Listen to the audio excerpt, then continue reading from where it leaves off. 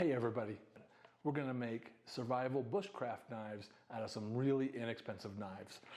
A really inexpensive knife that's high quality for the price is this Mora knife. This is the Mora Companion.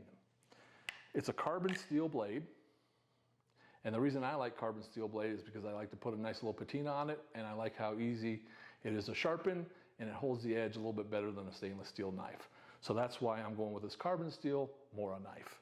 The other one is a super economical knife. It's actually the Ozark Trail bait knife.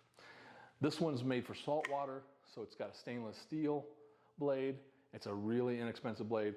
It's $2.87. It's got a rubber handle, good stainless steel blade. It's a little bit thin for a bushcraft knife, but if you're on a budget, $2.87 at your local Walmart for this Ozark Trail bait knife. So, with that said, let's get to it, start putting it together.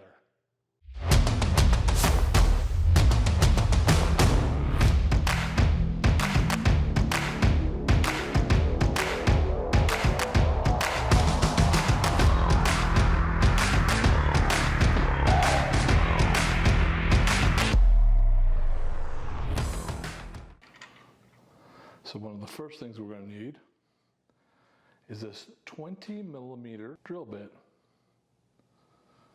And I'm going to use this to create a pocket in the blade of the handle to set my compass. So I got some cheap, inexpensive little compasses from Amazon, and I want to set one into the handle where my palm will go, right about there. Now, one of the things I know about these Mora knives is that tang, the blade, and then the tang is not a full tang, so it doesn't come all the way through to the end here. It actually is just a partial tang, so it goes in here, and it gets thinner, it gets skinnier, and it ends right about here on this A of the Mora. But I'm not going to go all the way through, I'm just going to make a little pocket. So I just kind of want to set it where I want it. And I'm going to do it on the right side of the knife. And the reason I'm doing it on the right side is I'm right-handed. So when I hold this knife, that compass will be on my palm side, not on my finger side, so it doesn't bug my fingers. So once I kind of have it situated where I want,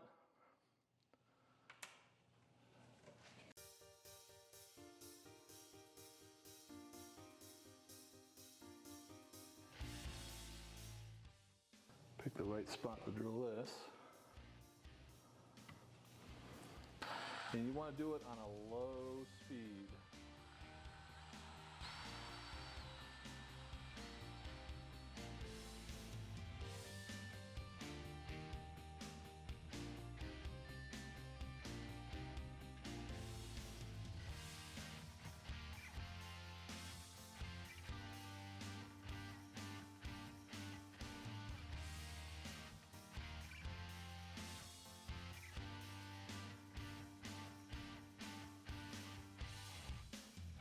Like butter. Alrighty. Okay. The next thing I want to do is I want to flatten this, because right now it's got a little bit of a curve to it, not much, but I want to put a fire starter, fire striker on this, so I need this edge to be nice and square from the blade face up. So from this face, going across and then back down, I want this to be square. So when it strikes across a fire striker, it will strike a fire for us. The easiest way to do that is just take a file and just start grinding across it. Now, you can do it with a hand file like I'm doing it, which is probably the easiest thing because most people have one of these in their house, or you can use a Dremel tool and use a Dremel across the back here, or you can use sandpaper and just take a long, tedious time to do it. Or if you have a belt sander, you can run it up against the belt sander as well. And you want to keep it nice and flat while you're doing it.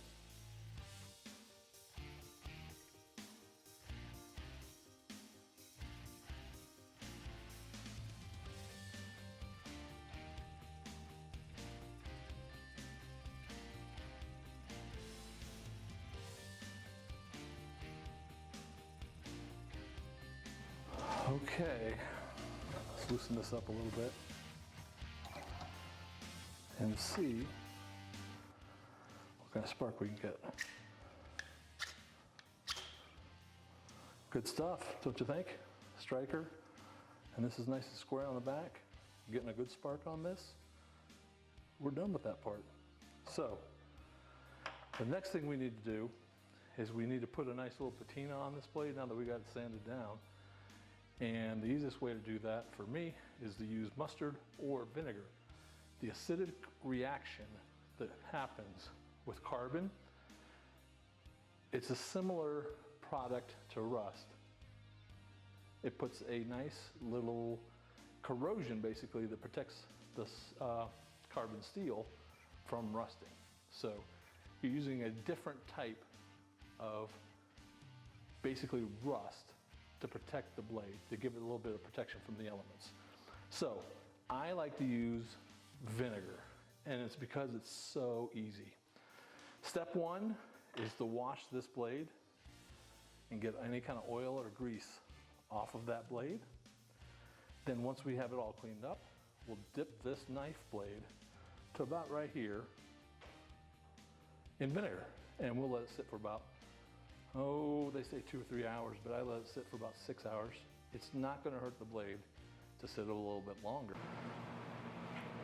All right, welcome to Frank the Generalist Laboratories. We're going to be working with distilled white vinegar and carbon steel. And of course, you need the chemical reaction vessel. Everybody needs a ceramic cup with pretty flowers. Step one, pour vinegar.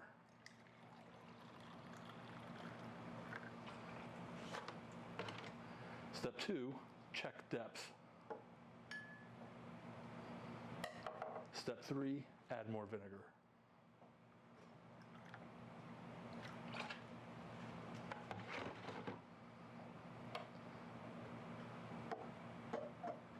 Perfect. Let it set for 2 hours and patina, and we'll check it out in a little.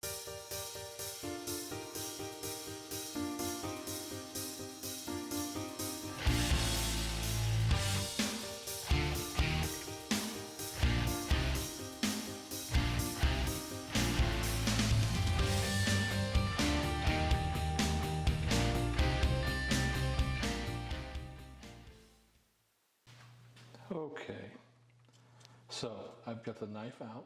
It's been patinaed. It has a nice bluish gray coating on it that I really like. But I want to put some other things on it. So of course, we drilled out our hole earlier for our compass. I want to put some hooks in there. I want to put a little fire starter in there. I want to put a few matches in there. I want to put a flashlight in there. I want to put some fishing line in there. I want to put some weights in there. And I want to put in a striker in there. Oh, I almost forgot. We got to put that in there somewhere too. How in the heck are we going to put all of that together? Well, I've got an idea. We can put some of those things in one of these little plastic baggies. We can put it in an Altoid tin, or I found this little patch kit package that we could use that. So these are our choices to house it. But where are we going to put it? That's the question. So the easiest thing to do is to mount it on the outside of this sheath. So how can we hold all of that together on this sheath? Well, let's get busy because I've got some ideas. So what I decided to do was to take that sheath, and I don't necessarily like the depth of this Altoids can because it's pretty thick. But if I put it right there, it might work. How am I going to hold it there? I don't want to glue it there though. So I came up with this idea. This is an old bike inner tube. So I thought if I cut it into pieces, I could put it over that to hold it in place. So I'm going to cut a piece big enough that it wraps over this and holds this tight in place. Now, as far as the light, obviously I can't put the whole light on there. Well, I have an idea using this mounting that they gave. We need to determine the length of that. So I'm going to cut it right about here. And please, anybody that knows my wife, don't tell her I'm using the kitchen shears to do this.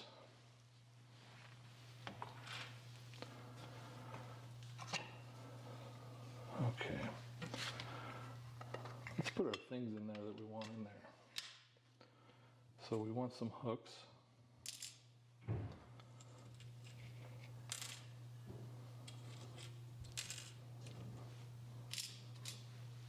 We want some of these little fire tinder starters. A couple matches.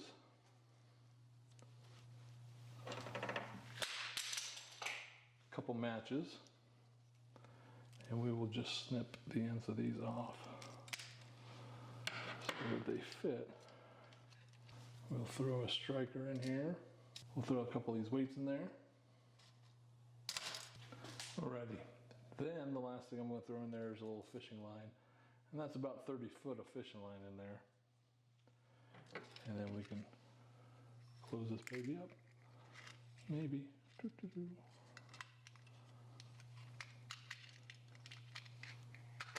Now this is going to be the interesting part, getting this over this, right? Because it doesn't really fit. Luckily, it stretches because it's rubber, right?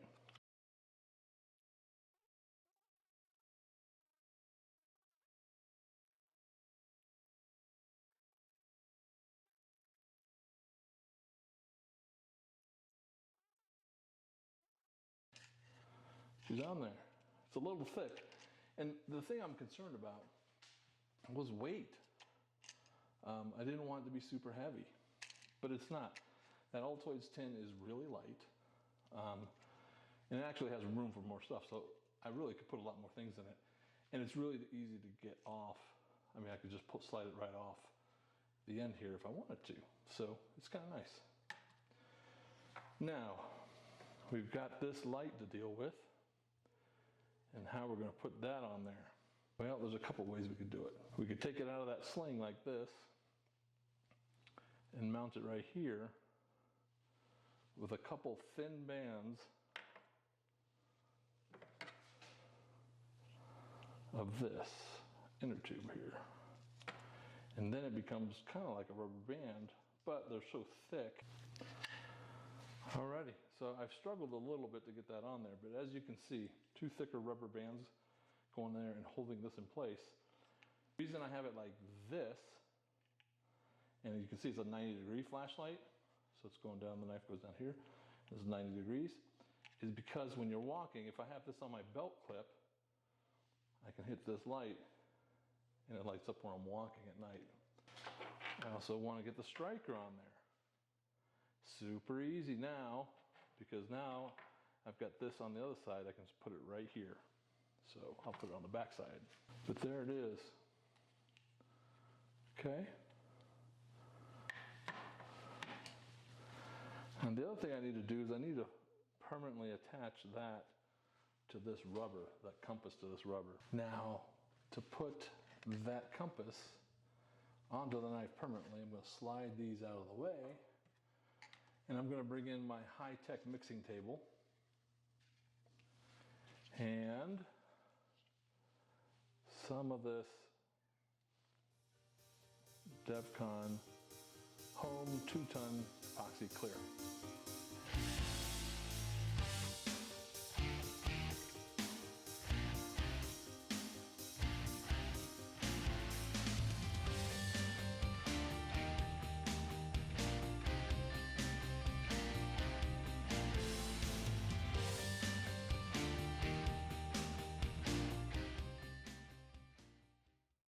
So far pretty cool, huh?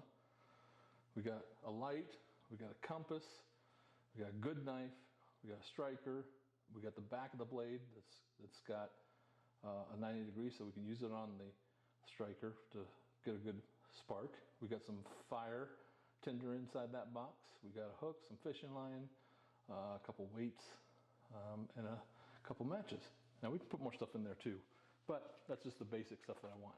The other issue now becomes, how do I put about 10 feet of paracord in there? That's really what I want, about 10 feet. So there's a nifty little trick to tie this.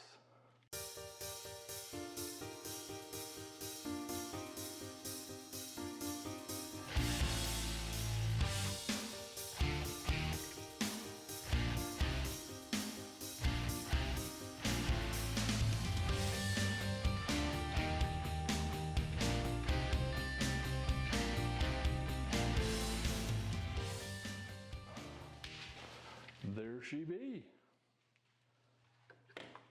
So it's a nice little setup. It's light, you can put it on your belt. You got your fire striker, some cordage, a light. Pretty nice little setup. Well, let me know what you think in the comments, what you would add, delete, or if you would wrap it different, or if you put different equipment in there. Love to hear what your thoughts are. Thanks for joining me, and have an awesome, awesome day.